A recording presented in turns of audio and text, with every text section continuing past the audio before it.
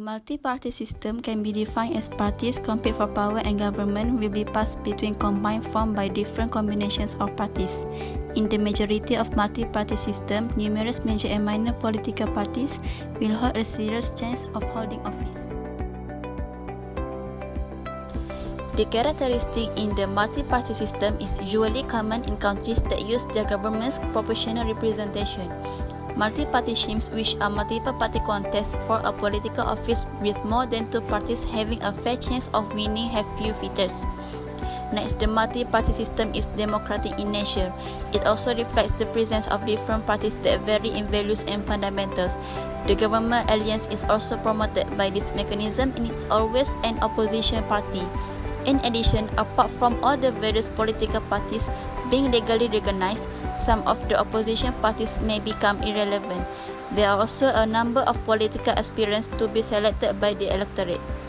There are more than two parties with some decent chances of winning political positions through the elections in the multi-party system. Multi-party system can encourage corruption. Corruption can be defined as a form of dishonesty or criminal offense undertaken by a person or organization entrusted with a position of authority to acquire a illicit benefit or abuse power for one's private gain. It is process which a party undergoing to gain their own benefit. In Malaysia politics, corruption is also a major problem. Political corruption occurs when an office holder or other governmental employee acts in an official capacity for personal gain. In Malaysia, multi-party system in our parliament can encourage corruption. In a multi-party system, there will be many groups of parties fighting to win, thus making too much rivalry in every party. When there is too much rivalry, a majority in the election gains the lower opportunity to a party. This is also due to the first rivalry, as each group has its own supporters for each party that competes. The rivalry that exists between the party has contributed to the importance of making decisions that, independent of other opinions, differ from a specific party. The party chief will concentrate further on politics to improve the power to decide and to govern against the people's demand and needs being fulfilled. Another demerit of multi-party system is that it is so expensive to operate. In Malaysia, it has become common every time general election will be held, parties that involved will spend a lot of money to campaign. These parties are required to campaign all over the country. The campaign usually use flags, posters, an umbrella or towel with their logo on it to catch the eye of the voter. Those things is actually will lead to a waste of money. The chairman of Election Commission of Malaysia, Muhammad Hashim Abdullah, announced that they spent Rm 500 million for the 2018 general election, Rm 100 million more than before. The increasing of expenditure from the latest general election shows a really big usage of money. All of the parties and candidates do not just spend money on campaign, but they also need to continue to hire employees, carry out activities and hold programs, conducting training, producing publication and more. All of this involves big expenses.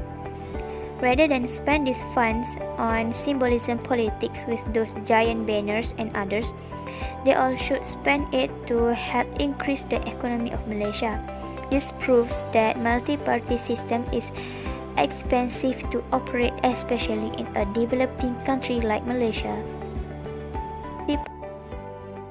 Multi-party system provides too many choices and requires many parties to form, while some of which do not require to having the slightest chance of winning and coming into power.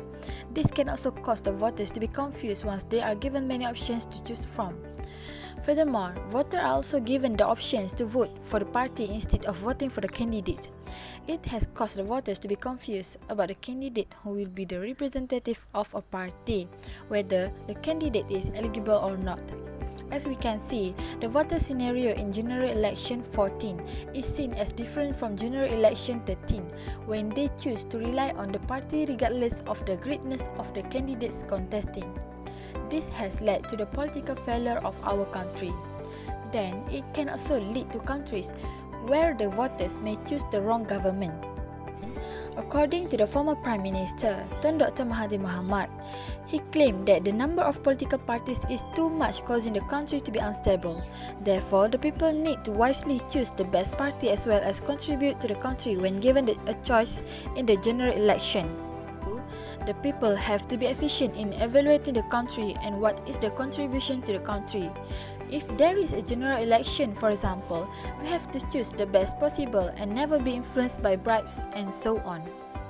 According to the Home Ministry, as on October 2016, there were 62 political parties registered as active.